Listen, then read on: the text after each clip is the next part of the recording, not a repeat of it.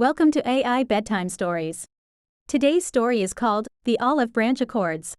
In the heart of a turbulent region stood the young nation of Eshel, born from the dreams of countless generations and bathed in both the light of hope and the shadows of ongoing conflict.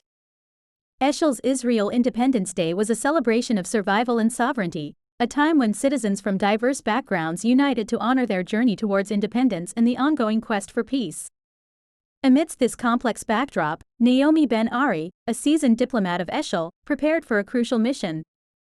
With Israel Independence Day approaching, she was tasked with a mission that could alter the course of history: to negotiate a groundbreaking peace treaty with the neighboring nation of Canara, a country with whom Eshel had shared decades of hostilities and fleeting moments of truce. Naomi's journey to Canara was fraught with personal and political challenges. Her father, a war hero from the days of Eshel's fight for independence, remained skeptical of peace, while her daughter, a young activist, believed passionately in the possibility of reconciliation. Torn between these contrasting views, Naomi embarked on her mission, holding tightly to the hope that she could help weave a tapestry of peace that would endure. As the negotiations commenced in Canara's capital, tensions were palpable. The Canaran delegates were wary, their memories long and their grievances deep. The discussions were tense, with each side tabling historical claims and contemporary concerns, reflecting the complex web of politics, religion, and territorial disputes that had ensnared the two nations for so long. However, Naomi, with her deep understanding of both her country's and Canara's histories, navigated the negotiations with empathy and firmness.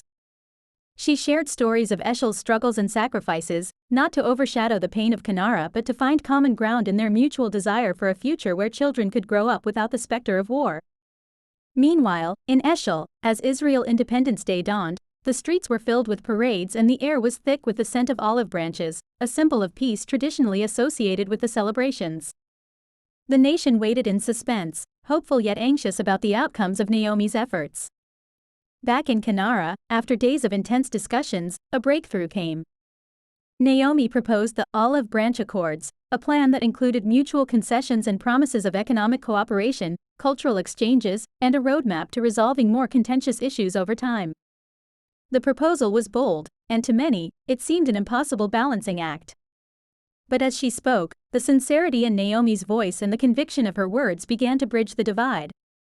The turning point was a joint celebration of Israel Independence Day between the Eshelian and Canaran delegates, organized by Naomi. The event was simple yet profound, featuring traditional music and food from both nations. It was here, amidst the cautious laughter and shared stories, that barriers began to soften, allowing the delegates to see each other not as adversaries but as fellow travelers on a path toward peace. When the news of the agreement reached Eshel, the Independence Day celebrations took on a new layer of meaning.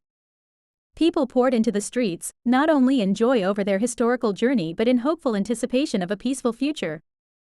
Naomi returned home to both accolades and criticism, but she remained steadfast, believing in the accords she had fought so hard to achieve. The Olive Branch Accords became a symbol of possibility, a testament to the belief that even in lands shadowed by conflict, the seeds of peace could still find fertile ground. For Naomi, the journey was not just about diplomatic success. It was about proving that independence did not have to mean isolation, and that peace was not merely a dream, but a possibility brought closer by understanding, resilience, and the willingness to extend an olive branch.